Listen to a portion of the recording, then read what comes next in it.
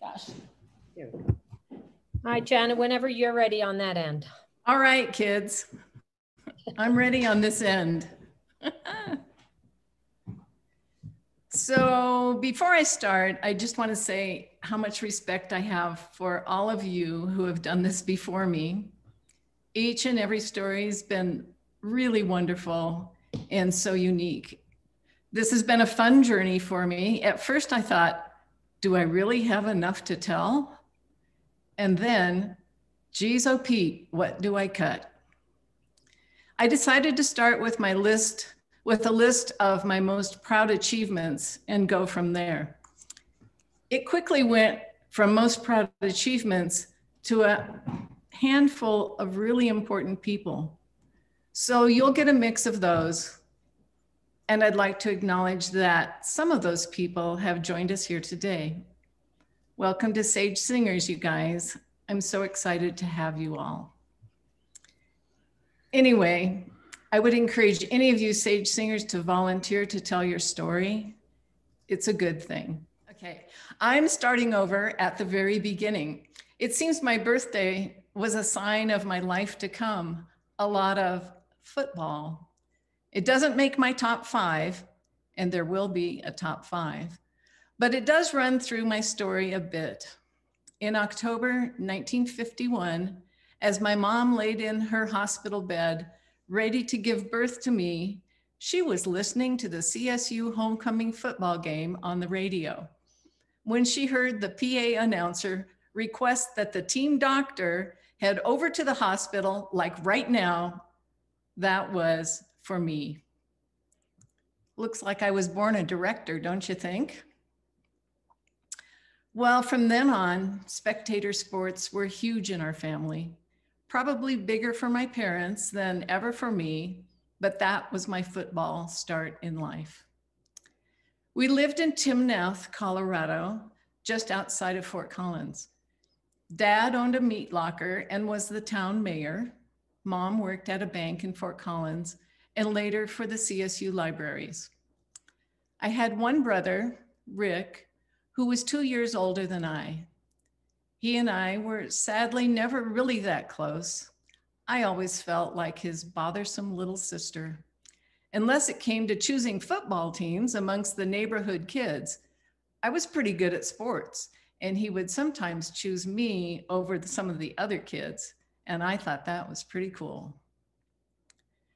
We really were just your normal B-flat family, if there is such a thing.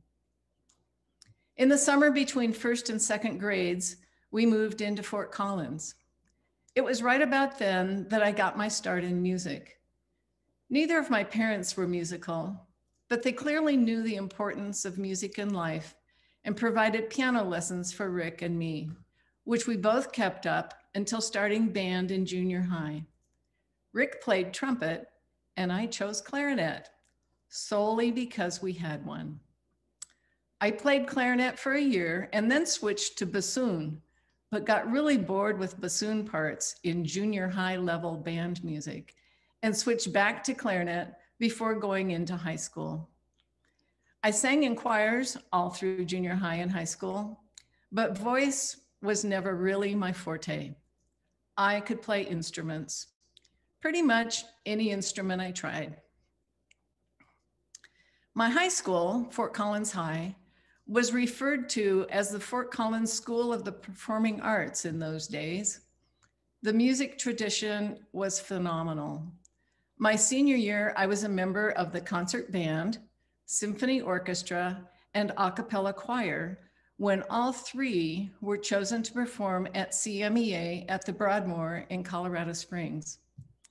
That's the annual Colorado Music Educators Association convention. It's an honor to be chosen at all. Selection is made by blind audition tapes, not to mention having 3 groups from one school chosen at the same time. Maybe the most memorable part for me was when I laid my clarinet down on a table right before the orchestra performance, and someone, and I think it was a band director, rushed through the room and knocked it off, shattering the mouthpiece and bending some keys, making it completely unplayable. My band director, hero of the moment, immediately ran across the hall and borrowed a brand new top of the line clarinet from a display and brought it to me. It got me through my solos and the whole concert and was then returned to the display. I was also chosen for All-State Band and All-State Orchestra, both my junior and senior years. All-State Orchestra especially was an honor, as only 6 clarinets from the whole state were chosen each year. It was during that long weekend of rehearsals and then performance in 1968, my junior year, that I met Cindy, who would play a big role in many aspects of my career for years to come. She was from Denver, also a clarinet player, and would be coming to CSU that fall, where we would meet again the following year. My senior year, I made first chair in All-State Orchestra, and I played the entire opening statement of the Bach Little Fugue in G minor as a solo. That was huge. And Carmen Dragon was the guest conductor that year from the Hollywood Bowl Orchestra. We thought that was awesome. My senior year, I also played quarterback for the Powder Puff football team during homecoming week. I guess I was a pretty good football player, probably because I had watched so much with my parents. But another girl was a lot better than I. And so mostly I just handed the ball off to her and she made the plays. Maybe 10 years ago, that girl and I recognized each other, guess where? At a lesbian potluck. Could have guessed that one. Just a little more football in my story. I graduated from high school in 1969 and headed to CSU to study music education. Right about that time, my brother chose to leave the US because of the Vietnam War and draft. He moved to Paris after his sophomore year at CSU, hoping to study philosophy at the Sorbonne. After about 6 months there, he was killed in a motorcycle accident. That was a really hard time for me and my parents.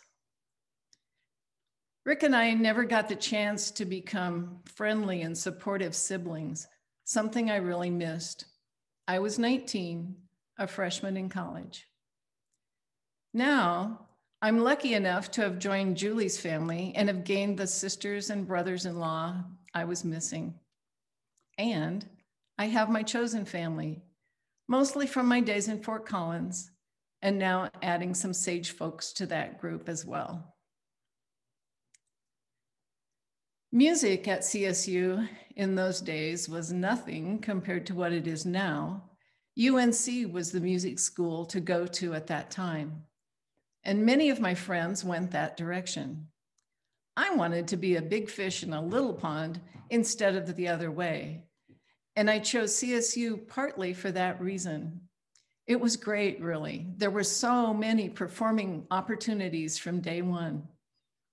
Even though sometimes it felt as though my high school groups had performed at a higher level, it was a great experience to be included in so many groups: band, orchestra, pit orchestras for operas and musicals, small ensembles, recitals, you name it. By my junior year, 1971, my good friend Cindy from All-State Orchestra 3 years earlier, and I decided to petition the CSU music department to create a new performing group. We called our new group the CSU Wind Ensemble. Basically, a very select concert band with a minimal number of players, enough to cover every part, but usually just 1 or 2 on a part. I played with that group until I graduated in 1973, and it continues to be the top wind band group at CSU. After graduation, I landed a job teaching K-12 music in South America. The director of the Colegio Bolivar in Cali, Colombia, was originally from Fort Collins, and had also played in band at Fort Collins High. She would come back to Fort Collins to recruit teachers and had asked our mutual high school band director for recommendations for a teacher to hire. That was the same band director who had snagged the clarinet for me when mine bit the dust at CMEA. I took that job, all wide-eyed and bushy-tailed. That summer, before leaving Fort Collins, I was able to take an intensified course in Spanish at CSU. I won't say I was fluent, but I did pretty well. I suppose my 6 years of junior and senior high French helped somewhat. There was no music program when I was hired, and I was charged with creating one. It was an incredible experience, 3 years in Cali and then one more in Bogota. We went from no music programs in both schools to producing full-on musicals that were pretty darn good, at least in my memory. Both schools were US State Department sponsored schools. All teaching was done in English, but life was lived in Spanish. The largest percent of our students were Colombian. About half of the faculty was from the States. We lived together, formed great friendships and small travel groups. The schools celebrated both American and Colombian holidays. So during the American holidays, we would travel the country and beyond without running into large throngs of people. I was lucky enough to visit much of that incredibly beautiful country during my 4 years. I also traveled extensively in Bolivia, Peru, and Ecuador. Colombia was also where I had my first lesbian experience. The dance teacher in Bogota. Oh my. I was pretty sure she was a one-time experience, but boy, oh boy, was the seed planted for what could be. Our adventure started just weeks before the end of that school year, when both of us were set to return to the States. She stayed married, and we stayed in touch and met up several times over the next few years. Her husband sent me a note a while ago that Linda had died of breast cancer. I, of course, didn't think he even knew who I was, but he had found my info going through some of her papers. I had not seen her in years, but was touched that he had let me know. Upon returning from Colombia, I took a one-year teaching job in Wellington, just north of Fort Collins, junior high band and choir. That year really showed me that teaching was not going to be my thing. Too much of a perfectionist, and although I did enjoy most of the students, both there and the ones in Colombia, I really couldn't deal with the politics of education. After that year, I packed up my belongings and moved to Sioux City, Iowa, and attended the band instrument repair program at Western Iowa Tech. There were 26 students in my class from all over the country. I think only 4 were female, and most all were recent high school graduates. I and one other woman were the old ladies of the class at 26. Susie B. and I had very similar backgrounds, music ed degrees and 5 years of teaching band, among other things. We became good friends, really good friends. She was such a good and funny person. I cherished her friendship until the day she died in 2018. She'll always hold a special place in my heart. In our Sage Singers Love concert last February, exactly 1 year ago today, I directed Wish You Were Here in her memory. Susie's wife, Beth, is a dear friend who we continue to plan travels with, and I'm happy she could join us today from Seattle. I moved back to Fort Collins after that year and opened the repair shop. That was 1979. 3 years earlier, my friend Cindy had opened Boomer Music Company, a dandy little retail music store in Fort Collins. And with her encouragement, I opened my shop in the same building as her store, and we worked together for many years. The first year, I worked as a solo repair tech, doing any and all brass and woodwind instrument repairs. It was a perfect place for me to start the business. Fort Collins didn't really have a full band instrument repair shop. Woodwinds especially were sent down to Denver or beyond. And I knew pretty much every band teacher in the area, both from being a student and from my 1 year of teaching in Wellington. After that first year, I hired Susie to come to Fort Collins and work with me. She did brass and I woodwinds. Even though we lived together for a while, I never really thought she and I would be a long-term thing. I still thought I would meet the right man, and that would be that. Instead, Susie introduced me to Kate, my first long-term relationship. Still, Susie and I remained a great team and worked together for many years. I hired others during that time. At the height, there were 4 of us, woodwinds, brass, and even some strings for a while. It was great. I truly felt like I was doing the work I was supposed to do. I loved it. Although it was never a job that made me a very good income, I was happy and almost always enjoyed the work. Just made me laugh a little bit thinking about not enjoying some of the work. Anyhow, I opened the shop in '79 and stayed at it for 37 years. It's kind of fun that several of the people I hired were gay. First, there was Susie, later Reed, and lastly, Angela. And for the record, I did have 1 or 2 straight employees over the years who were equally great, just saying. And one of those is Matt, one of the best, and still a good friend. This was my last and favorite set of employees, and they're all here today.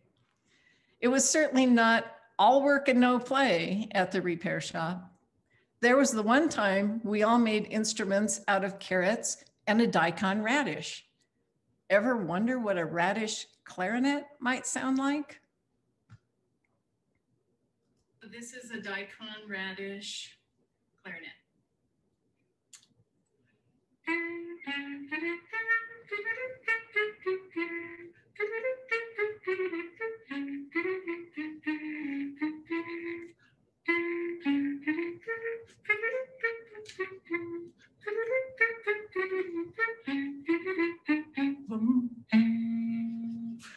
That's all I got.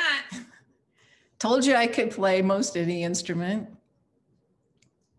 So Angela was my last hire in 2015. She reminded me of myself back when I was just getting started in repair. Fresh out of repair school with a couple of degrees in music. She and her wife, Erin, and their beautiful little boy, Kai, are really important, special people in our lives still today. The repair shop was a good business, high standards and ethics. We did quality work for many school band programs, maintained Boomer Music's rental fleet, as well as all degrees of repair work for local individuals, beginners to pros. One of my most basic standards was that all players, and especially the beginners, deserve to learn and to play on quality instruments that played as well as possible. That was often a fun conversation to have with the parents. You can imagine. My business relationship with Boomer Music continued after Cindy retired and sold it until '09, when another new owner came in and added their own repair shop. I hung on for another 7 years or so until eventually closing when we moved here. But that part of the story comes later. When I end my story with Jana's top 5, for sure, the repair shop will be in there. During the heyday of the repair shop, while collaborating with Cindy at Boomer Music on business, the two of us decided it was time to create something else. In 1991, we set out on our next project, the Fort Collins Wind Symphony. The model was the CSU Wind Ensemble, but this time for the community at large. In 1991, there were community concert bands all over Northern Colorado, but nothing right in Fort Collins. Fort Collins wind instrument musicians traveled for weekly rehearsals to Windsor or Greeley or Loveland or even Alt. It was definitely time to change that. Cindy and I started the Wind Symphony with the highest standards we could imagine. Auditions required, limited numbers, outstanding conductors, challenging music. It was, and still is, a top-notch performing group in Northern Colorado. I played clarinet in the group, as did Cindy, until Julie and I left Fort Collins, missing some years here and there when other music groups took my time or raising our daughter took priority.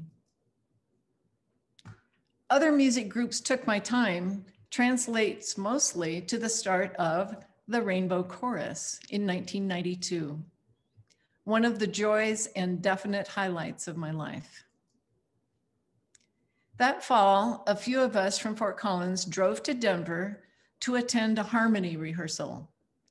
It took me one rehearsal there with Carol White directing to know that what I wanted to do and really needed to do was go back to Fort Collins and figure out how to start a gay chorus. I knew I wanted to direct more than I wanted to sing. I think it was around Halloween, and there was, get ready, a lesbian potluck scheduled. I put out a sign-up sheet, who is interested in singing in a gay chorus? And that was the beginning of the Rainbow Chorus. All right. We made it a non-auditioned SATB chorus that encouraged gay, lesbian, bi, trans, and straight allies to join. The political climate was ripe for success, and it really did work out. We started out with maybe 15 singers, and at one point had around 125 on stage. By that time, Kate and I had been together for over 10 years, but recently broken up. I was then involved with Peggy, who I had met through Kate. When the chorus's debut concert was coming up, and the whole gay rights awareness of those times meant we would have a pretty big presence in the local paper, I decided I better come out to my parents before they saw me on the front page. Can't say they were surprised. No comments really, no real discussion, just acceptance and support. They were in the audience for that first concert and for all following when they were able. I really couldn't ask for any more support than they gave me. Susie was instrumental in guiding my way in creating a new chorus. She and Beth lived in Seattle and were members of the Seattle Gay and Lesbian Chorus. Susie offered music suggestions and hooked me up with David Maddox, who wrote amazing music during that period, including Boys and Girls with Stories, and a 4-song piece called All Rights Reserved, which was written for us, the Rainbow Chorus. The work was based on our experiences surrounding the passage of Amendment 2 here in Colorado in November 1992, right exactly when we started the group. All Rights Reserved was moving and powerful and so on point for those days. A few years later, in 1996, we ended up going to Gala Festival 5 in Tampa and performed All Rights Reserved to the usual standing O that happens at Gala. Powerful, life-changing, lifelong friendships formed, both from festival and from the incredible bond of the Rainbow Chorus. As Carol White mentioned when she told her story, The amount of music we worked up for performance was phenomenal.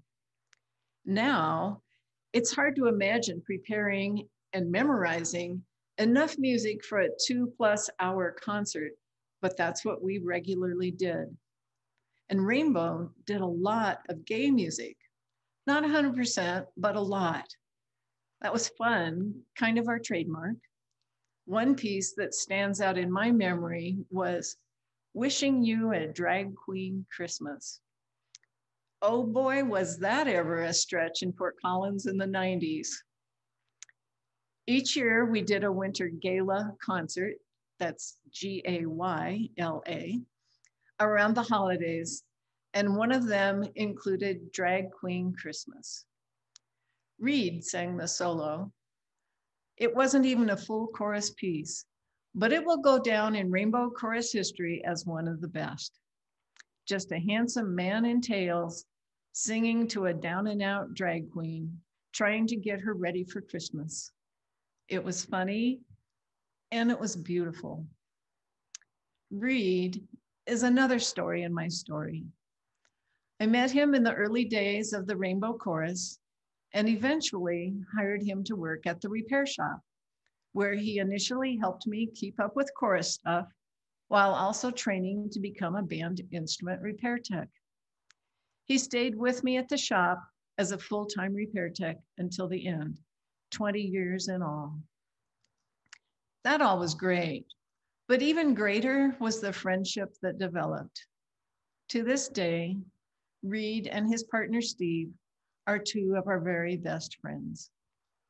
Most recently, we've enjoyed camping on their property up around Livermore, northwest of Fort Collins. The Rainbow Chorus was a success. It changed people's lives and it saved people's lives, on stage and off. I know I wasn't responsible for that. It was the whole chorus, but I am super proud of it. I left the chorus in '97. Trying to run a business and a chorus at the same time and make them both spectacular felt like two more than full-time jobs, and I just couldn't do it anymore. Plus, Peggy and I had decided to start a family right about then. One funny anecdote about that was my mom's reaction to the news. What will I tell my friends? Mom did make a complete turnaround by the time Liv was born. Good thing she had several months to figure it out. Gay parenting is a much more common thing now. Back then, we felt like trailblazers. We weren't, of course, but it sure did feel like it at times. It was February 1998 when Olivia Rose Thomas entered our world, and there was no football on the radio. Although we did joke that if she was born on Super Bowl Sunday, we would name her Elwina. The game was in January and Liv waited until February to be born. Thank goodness. She pretty much entered the world as an activist.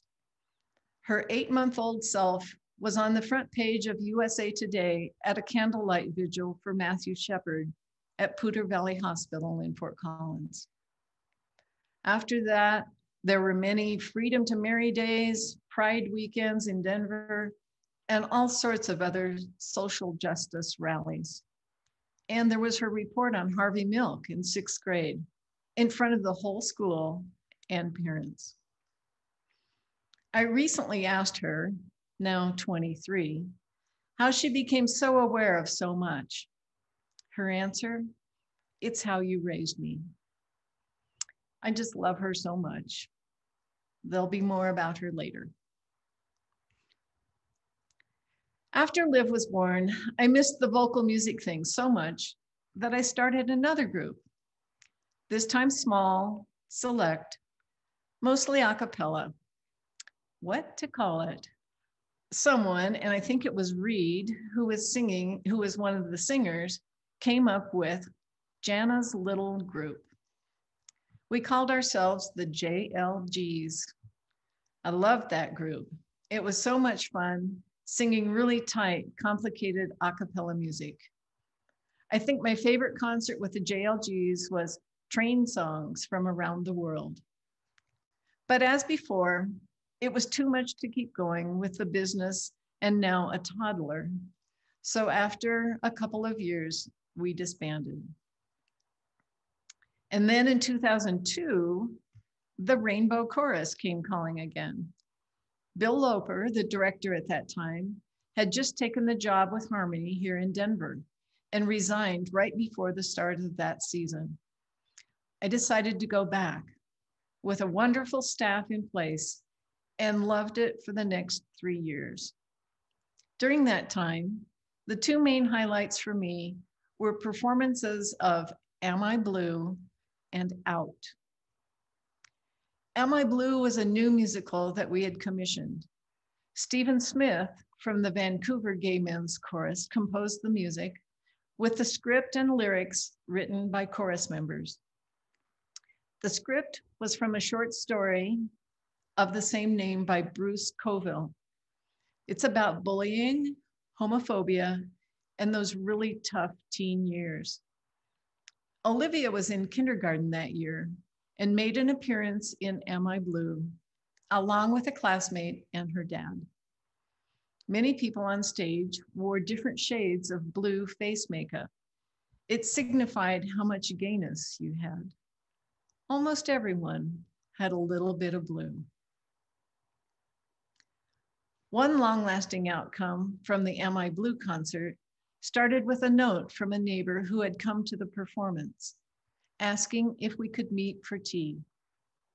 Married woman, teenage kid, ready to come out. That was Susan, who in due time married our own Deb Nolan.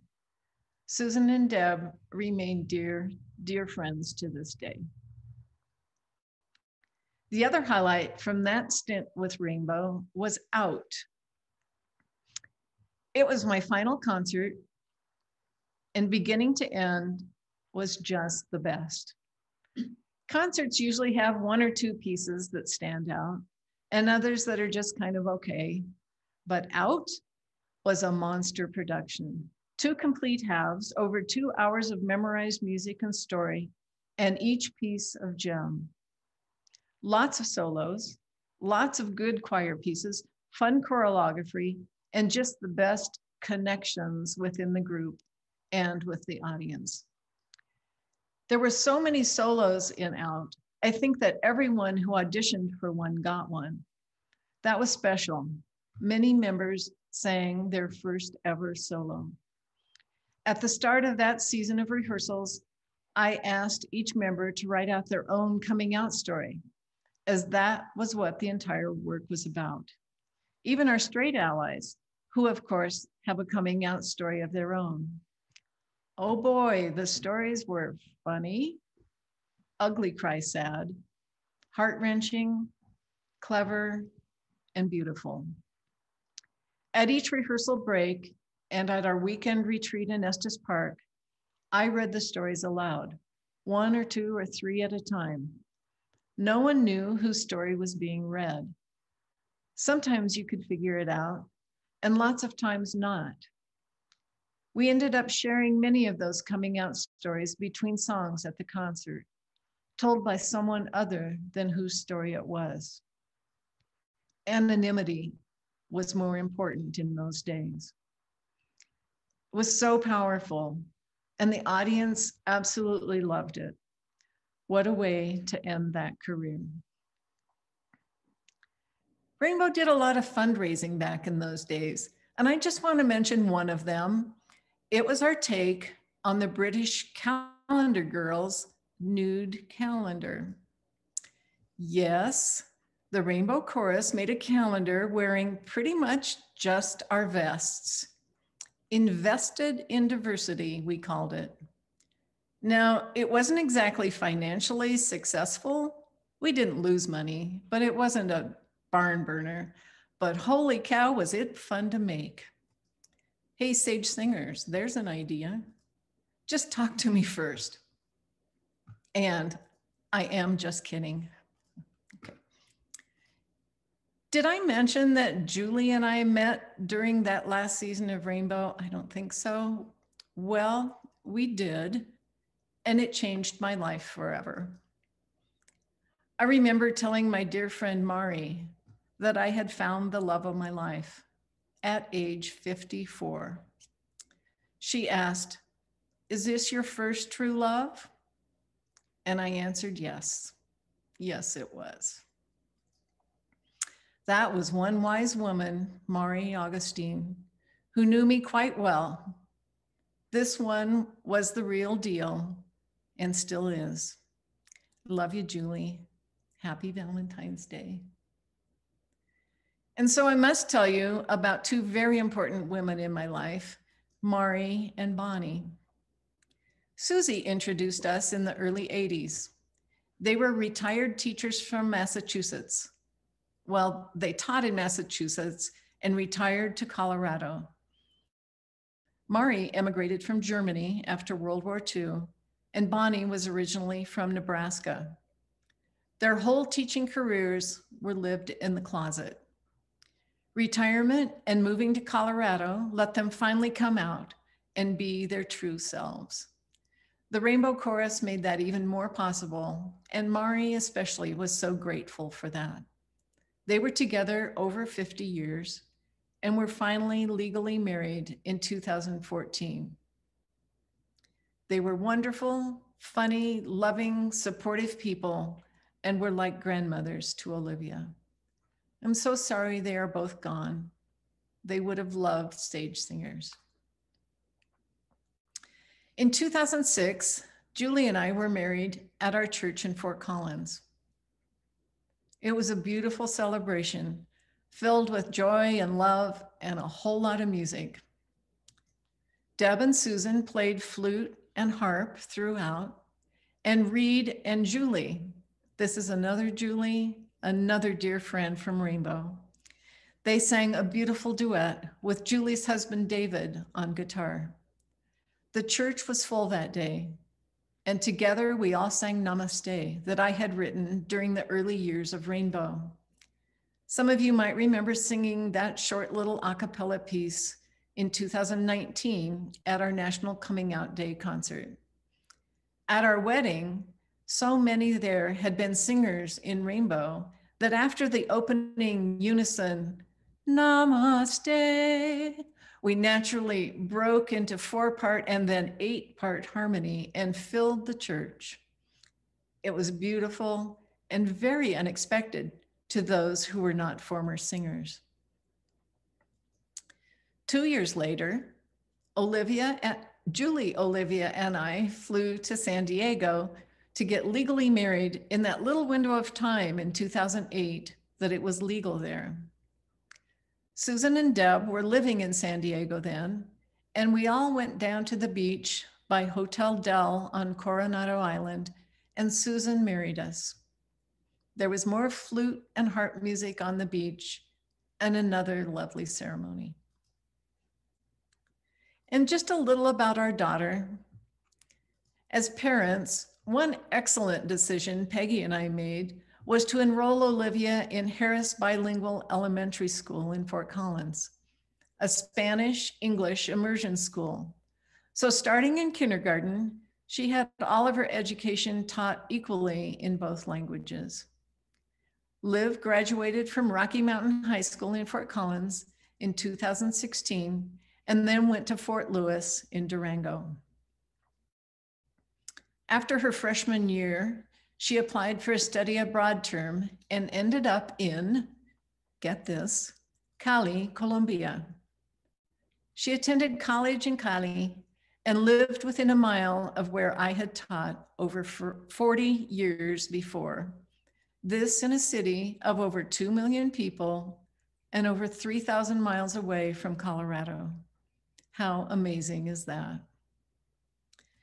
During Liv's time there, Julie and I traveled to Colombia on a tour with The Nation magazine. It was so cool to revisit Colombia and to see Olivia there. Liv went on to graduate from Fort Lewis last May, virtually, of course. with degrees in political science and Spanish. After all the bilingual education and a year of college in Colombia, she is truly bilingual, and she is so stinking musical. She one-upped me during her high school years, getting chosen for all-state band and all-state orchestra on French horn, and she made all-state choir, something I never even tried. So proud. Liv still lives in Durango and has been active in many community efforts, gay pride events, BLM rallies, local, state, and national political campaigns, etc. Last year, she was the campaign manager for her local state house representative who won re-election in November. In January, Liv took a job as the Colorado campaign organizer with United Today, Stronger Tomorrow. Her job is to identify what COVID-related issue is most pressing for Coloradans. One goal of the project is to create an infrastructure for organizing in a pandemic and sustainably mobilizing working class people as we move forward. It's a pilot program that will end the 1st of May. At that point, who knows? She wants to go back to Colombia, perhaps to live and work. We shall see. COVID has changed so many plans. 2016 was a big year of change for us. Julie and I moved to Lakewood, she with a job transfer to the US District Court here. At the same time, I closed my business and Liv started college. We came here with 4 beloved pets and now have just 2. Charisse is our cute little cat, and Bella, our very sweet little dog. And we miss still Kitty and Monty so much. After settling in a bit, I joined the Mile High Freedom Band for a concert or 2, and then discovered Sage Singers in 2018. It felt like coming home. And even though I didn't really know anyone, it just felt right. It's been a real treat to dust off my conducting skills and step on the podium every now and then. Plus, I've really loved creating some of the graphics for Sage, including our logo. We plan to stay here until Julie retires, maybe 2 more years, not quite sure yet. And then we shall see, or more shall be revealed, as Susie B would say. Last August, we bought ourselves a small RV and have really enjoyed a couple of COVID trips and also the friendships made, partly centered around the RV. We are definitely looking forward to future travels.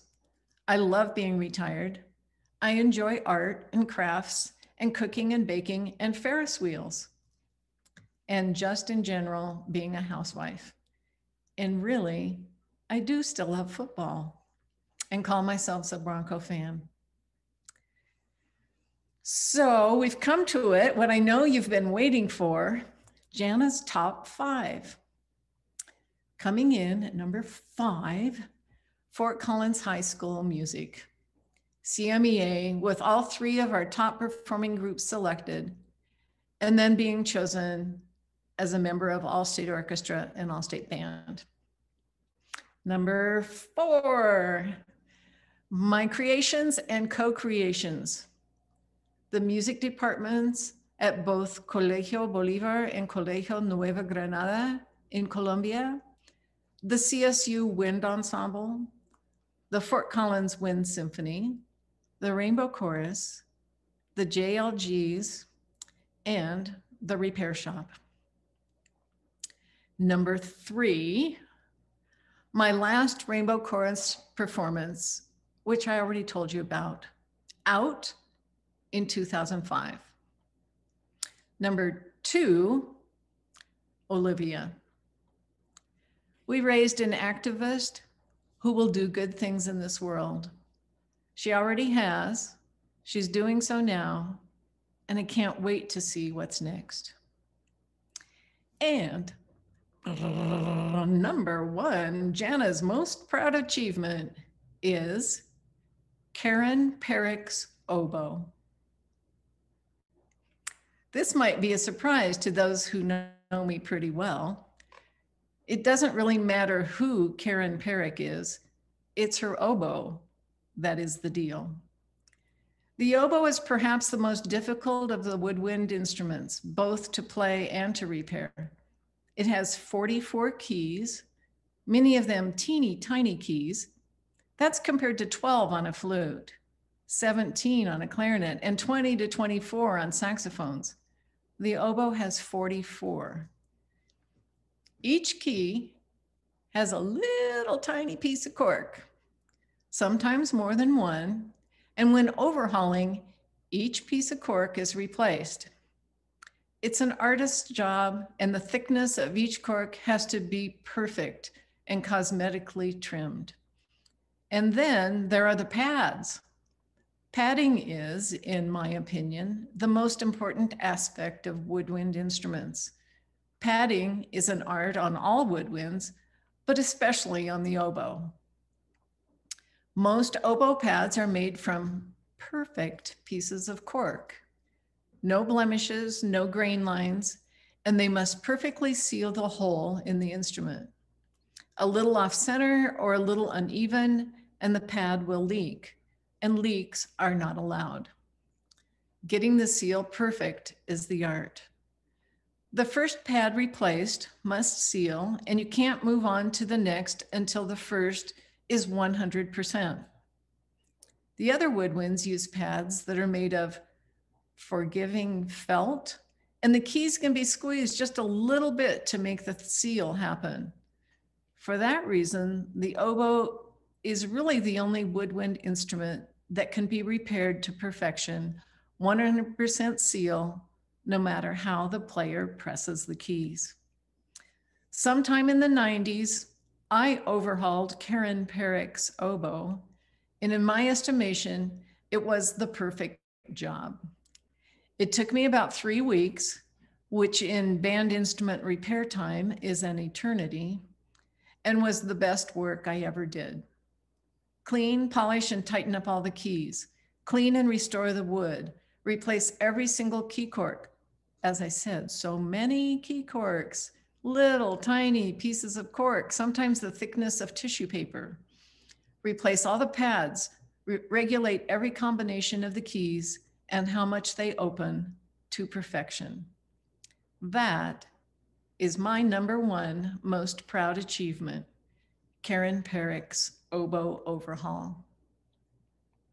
So that's it for now. My life has been full. I've been very blessed to have so many fantastic opportunities and so many beautiful people to share them with. Thanks for listening to my story. And here's a few bonus picks that are just too good to leave out. Thought you might especially like Frida, that I did for Halloween a few years ago. So that's it. Thanks, guys. Thank you, Jana. And let's give her so she can get a round of applause. Thanks, guys. Wonderful.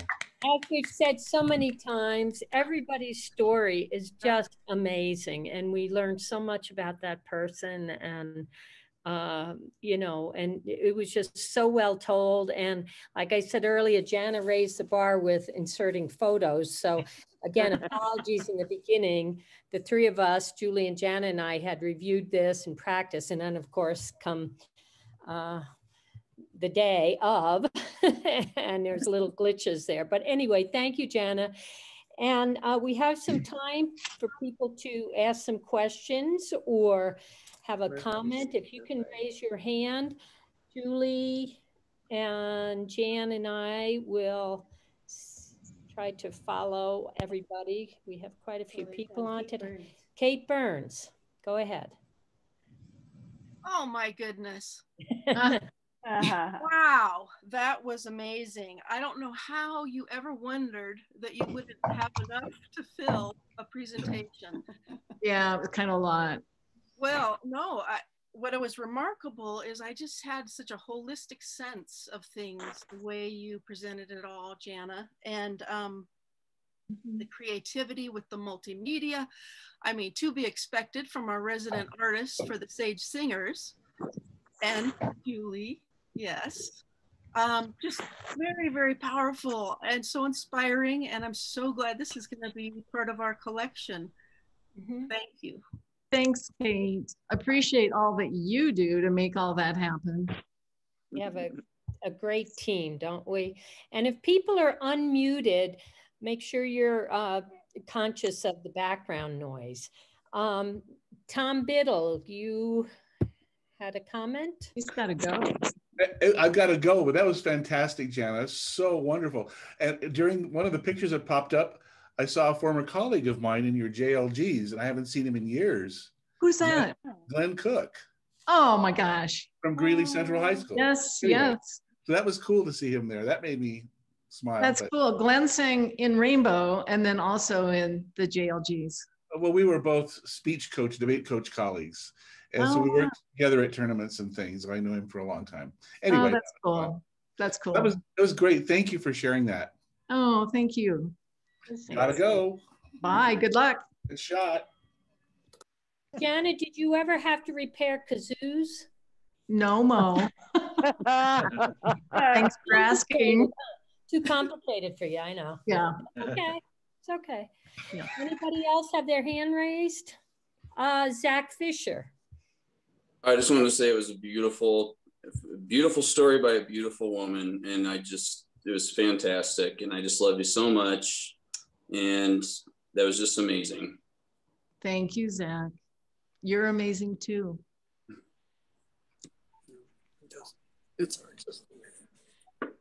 Is Olivia still on? Yes, I am. Hey, kiddo. What do you think about your mom there telling some of your story and how she's so proud of you being an activist and all the things you do? And I'm proud of you and I barely know you. Thank you. And aside from my own story and whatever else I'm doing, she's such an incredible human. And I'm so lucky. And I feel really grateful for everything that she's contributed to the community and to me. And I'm, like she said, I am who I am because of her and the way I was raised. And I'm really lucky. I'm really emotional too. So sorry, everybody. Love you, Liv. Thanks for coming. Anybody else have something to add? I can always add something. I'm finding myself humbled by trying to think of the right words, Julie. Jana. See, got that word wrong too. Anyhow, we're all so fortunate to have crossed your path. And I just hope that you feel rewarded for every ounce of blessing that you've been to the world and to all of us. And thank you. And that's really not an adequate word, but thank you so much. That works. Thank you, Edie. I really, really appreciate that. There you are. Let me see. I just thought I saw a hand, but not. You should have a little beep on it, like when somebody raises their hand, it should go. Carol. Carol. Jana, that was fantastic. And Julie, thank you. Your part too. Helping with those photos. That was an incredible presentation with all those photographs and the collages and putting several photos together and went right along with your story. And I'm just so impressed with your technological abilities. And That's not me. You know, that's not me. Judith and I went to most of your Rainbow concerts and we just loved them. And I didn't know a lot of the other stuff about you. And I'm just so impressed with your whole life and with you and Julie as people. You're so wonderful and it's an honor to know you. Oh, thank you, Carol. Yeah, I appreciate that. Very true. Thank you, Carol. Christine Monks. Hi. Jana, thank you so much for that. And Julie, thank you for all the things that you did to support it. That is just so impressive. And I'm just so grateful and appreciative for you and your life. So I know you both, and I'm just feeling a lot of gratitude right now. Thanks, Christine. And we are just so delighted to know you. So it's mutual. Thank you. Yeah. Thank you, Christine. Barb Brown. I just wanted to say thanks for sharing your story, and it's something, huh? Yeah, it is. It's a good something. It is a good something, and just sharing your journey. What a beautiful and rich journey that you've had, and knowing that it's not over. I mean, wow, what's next, right? That's right. And I'm really glad to know you guys. Thank you. Thanks, Barb. About Angela, and then Judith, and then Larry. Angela, Judith, Larry. Angela, go ahead. Oh, and then I see somebody else. So I don't have much to say because I'm always in awe of Jana, but I've always said she's been the best boss and friend ever. So that will always remain true.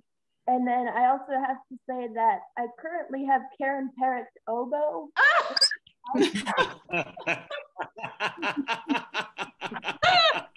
Oh, that's awesome. She always means little to nothing, and she always compliments Jana and how it has never cracked, and it's like the perfect oboe. So it is. It is. And it's not because I made it perfect, but yeah, she has a good oboe. We're always going to remember that woman. That just cracks me up, Angela. Well, I love you. Love you too. Miss Judith? Yeah. Quickly, Jana, it was really wonderful to have some of the spaces filled in. I felt like I knew you sort of, but now there's a continuity to it, and I'm just in awe and appreciate so much what you've done with your life. And I just want to say Sage Singers is so fortunate that you decided to share your life with us. Here, yay. Thank you, Judith. And here's the thing, it's not just those instruments she's really good at. She's really good at macarons, as we know. I was going to say that should be number 6 on the list of greatest achievements, was the macarons. Okay, we can do that. How about that? Larry O'Donnell? Oh, sorry. What? Well, thanks, Jana, for a wonderful story, really a beautiful story. And I'm really touched by how many people's lives you have touched and influenced. And I think it's really a beautiful story. So thank you a lot. I appreciate it. Thank you, Larry. I appreciate that a lot. Thank you. Beth Nelson? From Seattle? Yeah. Who said Hi. Jana, I have known you for 30 years. Yeah. And I am still surprised when I hear parts of your story that just go, oh my goodness. I don't think I'd ever heard the oboe story before. Yeah, probably not. Uh-oh. Yeah. So anyway, my love to you. Thank you for letting me be here, and for all the people that I have known that I see here on your gathering today. Thank you. Thanks, Beth. Love you. Love you, Beth. We have, thank you. I don't mean to cut everybody off. I'm just getting through people. So thank you, Beth, for sharing. Tim Wilson and then Reed. So Jana, thank you for sharing your amazing life story. It was so inspirational, and I attended many Rainbow Chorus concerts, but really didn't meet you really and get to know you till you came to Sage Singers. And I can honestly say you're my best new buddy coming from. I love that, Tim. I really love that. You have been a true delight for me to know in Sage. Thank you. And something I want to share, Kate and I and the board have been in dialogue over the last couple months, and we're going to be heading up an archival project for Sage Singers, and it's going to be called Sage Singers, Storytellers Still Singing for Our Lives. Nice. So all of these recordings, and like Christine will be approaching you about getting the text of yours, because I believe yours wasn't recorded, but have reached out to David Duffield. We hope to create a formal archive for this chorus and all the amazing stories that go with it. That's really beautiful. That's and of very course, cool. we want to thank Tim and Kate for getting this going. And everybody will have, who has told their story, they're not going to just put it up without your permission. Right. We'll have a release of confidentiality form and a release of information form and stuff like that. So not everybody wants their story up. But anyways, thank you, Tim and Kate. Reed, I guess you were just waving at Jana before. You didn't really have a comment, or did you? I was, but I think I probably should say and would like to say, I mean, Jana, meeting Jana, this is hard for me. Jana changed my life, and I just owe her so much in what she's introduced me to and given to me through music and friendship. And the friends whom I've met, so many of whom are here, I've actually sung under Carol White's direction at one point. I watched Tim's story to the Sage Singers. And so it goes over a long time, and it's a breadth of relationship that I can never thank her enough for, and for Julie and Olivia, and just, thank you. We do know. Great talk. Thanks, Reed. Love you guys. Thank you, Reed. Jane, might have to unmute yourself first. Where'd she go? Jane. There she is. There she is. Go ahead, Jane. I've known Jana since the 6th grade. We met in Sunday school, and we started playing clarinets together, I think, a little bit in junior high. I went to a different junior high, but in 9th grade, there'd be combined concerts between the junior high. And then we went to the same high school. And it was so fun to hear the story and see all the pictures, such great memories coming back. Yay. And I can never forget that CMEA day. It was incredible. Yep, it and sure was. I was standing right there when that clarinet flew off onto the floor. Yeah.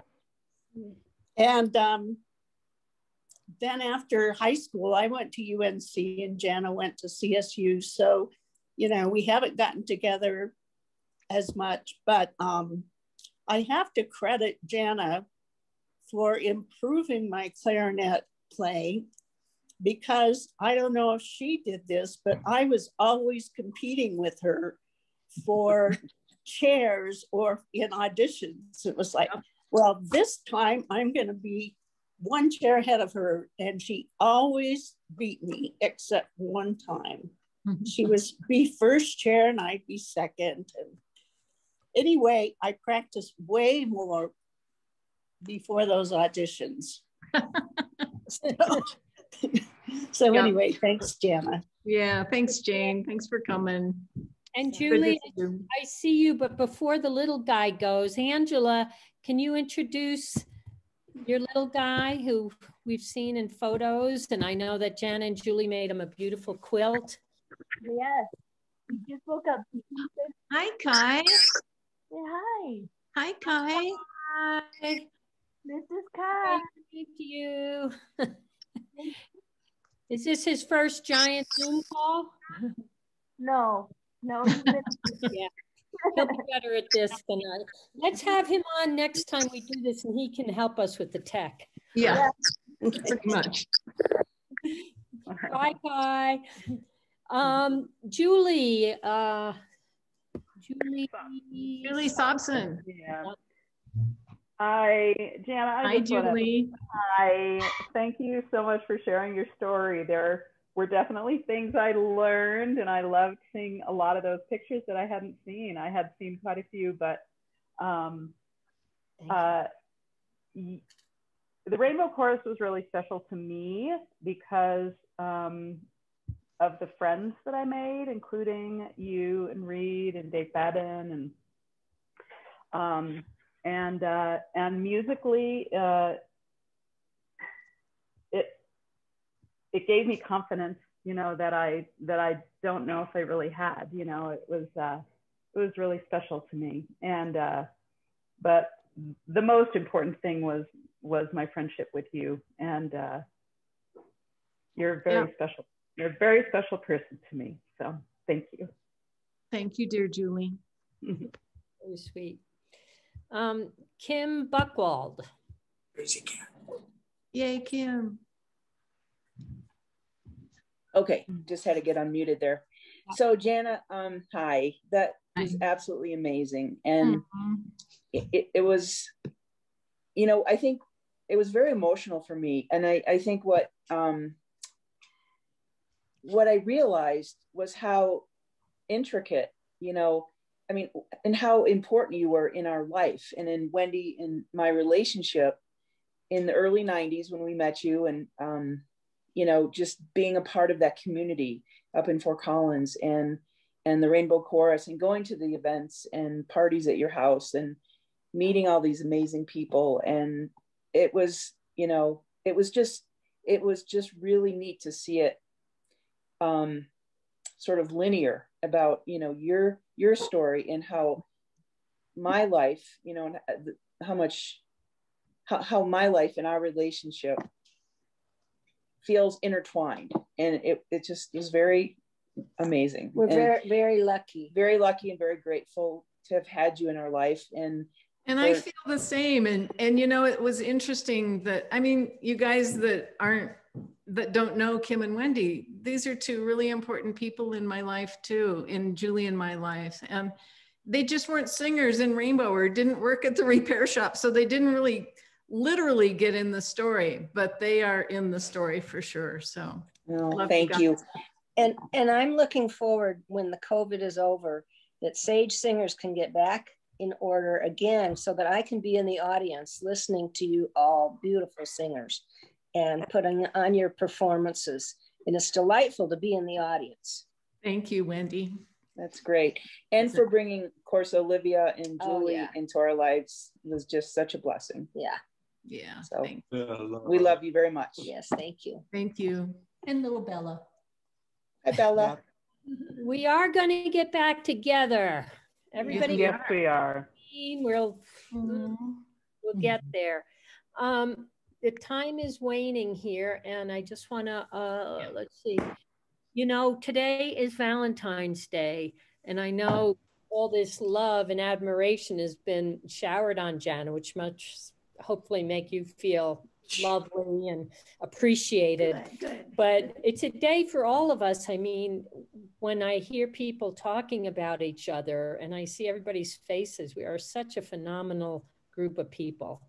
And just love you all and miss you all. And there's a leg that Holly has. Holly's sticking up some leg of somebody. Oh, wow. Oh, it's Frankie, I think. Oh. Her dog. Everybody stick up your leg. Larry O'Donnell, you have to just unmute yourself, honey. He already talked. Larry, you'll have to unmute yourself. There you go. Go ahead. I'd like to make a plea. I have really enjoyed all these stories, and they're fascinating, and we're finding out something about all these members. But I would like the male members of the chorus to speak up. We haven't heard from very many at all. And I'd like some of the male members to tell their story. Not that the female members' stories aren't important, but just give a little balance. So would some of the men step forward? I'd really appreciate that because I'd like to know their stories as well. Thank you. For sure. Here. I think of that often, Larry, and we actually have somebody in, let's see, March is going to be Bonnie Barlow, and Daryl didn't get back, but can you unmute Daryl? Boy, what a relief. I thought I was March and I had to follow Jana. Actually, I did get back to you. I got back to you, Mo. I said yes to April. Okay, so sorry, then backing up. So Bonnie Barlow will do March. Daryl, another man, will do April. And Edie, I will talk to you privately. Okay, I don't have a big mountain to brag about like Jana and some of the others, but you know, I hope you'll enjoy the little creative mountains I make, maybe one grain of sand at a time. I'll share what's, you know, some of the stories I've written, and you know, I'll just do my best and be real with you like you are with us all. And thank you for the scary honor of Hannah Mia, Mike. Woo, here we go. Everybody's got a story. So deal with the suspense. You won't hear me till May, okay? Okay. But anyway, following up with Larry, I am with you, Larry. You can see it. It's not a scary thing. Everybody has a story, whether so many people say, I've said this before, oh, what am I going to say? My story is no big, you know, I did this, I did that. It's just interesting. We'll all have life stories, and it's a great way to get to know each other. And we're all spectacular human beings. You know, we've done some incredible things, and even if you don't think they are in your own life, they are. So anyway, I'm looking at all the men in the photos. Can you see me looking at you? I love that we've flipped the narrative on that. We just don't have enough representation of male voices right now. It's wonderful. We just have so many strong and amazing women in this group. It's fantastic. Yeah. I did actually, if I could jump in real quick, one thing that maybe not everybody knows when we talk about the logos and the amazing creative work that Jana has done, you talk about doing activism in little ways. All along the way, she would come to me or the board and say, by the way, I added the brown and black to the logo to make sure that our people of color are represented. By the way, I added the trans flag colors. By the way, and it was just these little things all the way along that just made sure that we were really representing the community in very real ways. And so, Jana, I've appreciated your attention to detail, which I think the oboe story tells volumes about, and just that just making sure that everything was just right, and your creativity and your artistry and your musicianship, it's been such a welcome part of the group. It's fantastic. Thank you, Kevin. That means a lot. Attention to detail, that's what it is. That's one way of saying it, huh? Obsessive perfectionism, however you want to put it. Yeah, right. If you have a last comment, unmute yourself. Let's see, it's Judith. Yeah. Yep. Okay. About back to telling stories, and maybe some people are hesitant to do that, and I would like to throw into that and add to that. Think about sharing your passions as well. And that, like we had Robin Cohen, remember doing lesbian pulp fiction, was her passion. And maybe that's a way to think about something you'd like to share in terms of telling your story. So just want to say that. Wow, thank you. Also, I don't know if Kevin was going to announce it, or Bob Moore passed away last night.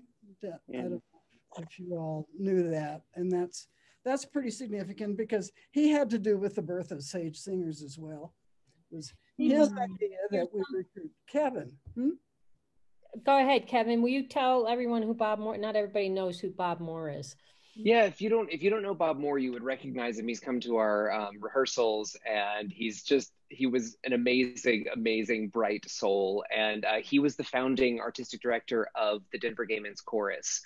And so he is the one who recommended to Judith that she talk with me to be the conductor of Sage in the very earliest stages before we had actually started. So he got the two of us together to get this whole thing going. So he will definitely be missed. Just an amazing, amazing part of the Denver music scene and the Gala music scene.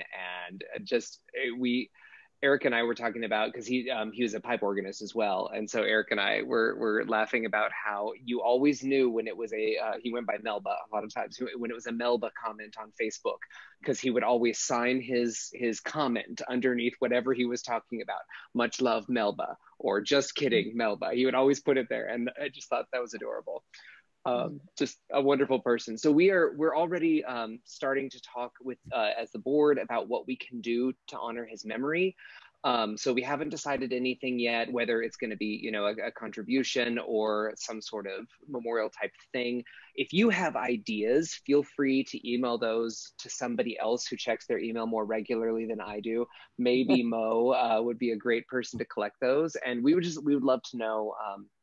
If you have thoughts on how to honor him. We have a board meeting at the beginning of March, so we have a couple of weeks to kind of gather things, and we'll see what makes sense.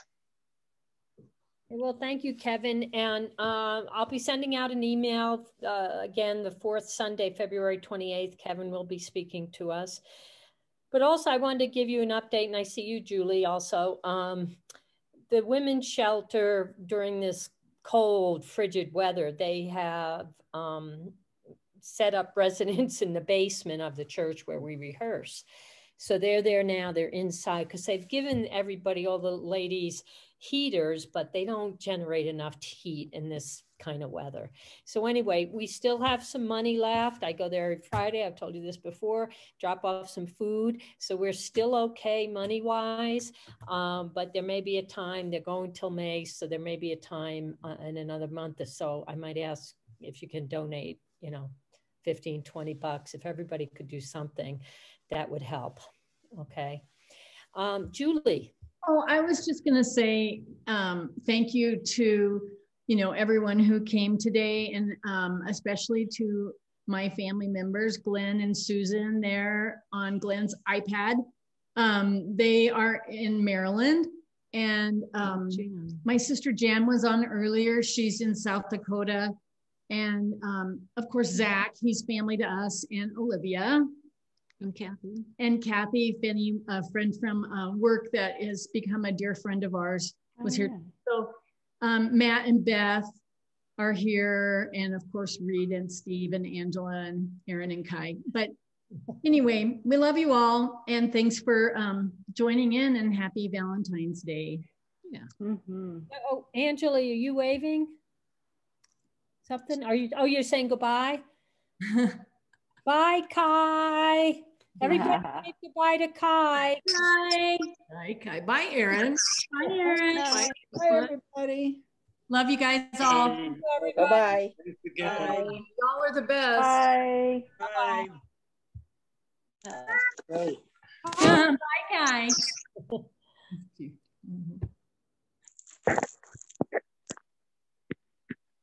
There they go.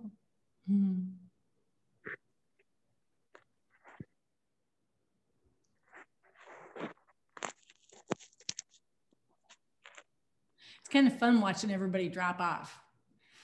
Because then we get to see everybody's picture as they go. Bye, Kathy. Love you guys.